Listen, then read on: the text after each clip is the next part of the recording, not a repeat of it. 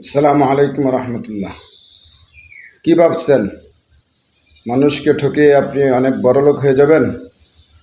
মানুষের হক মেরে আপনি অনেক কোটিপতি হয়ে যাবেন? মানুষকে কষ্ট দিয়ে আপনি সুখী হয়ে যাবেন? যদি এরকম চিন্তা করে থাকেন তাহলে আপনি সাময়িক সময়ের জন্য সুখী হতে পারেন, কিন্তু আপনার জন্য সামনের দিনটি খুবই ভয়ানক রূপে ধার্য হবে। আপনি যে সুখ যতটুকু পাওয়ার, এই সুখটা পুরাটুক আপনি অনুভব করতে পারবেন না।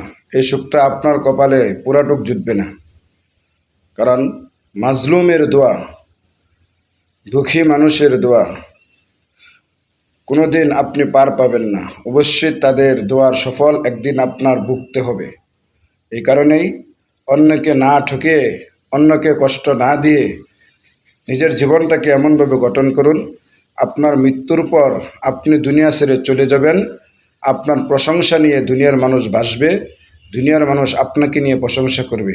এমন সুন্দর জীবন করুন গঠন। আল্লাহ তাআলা তৌফিক দান করুন।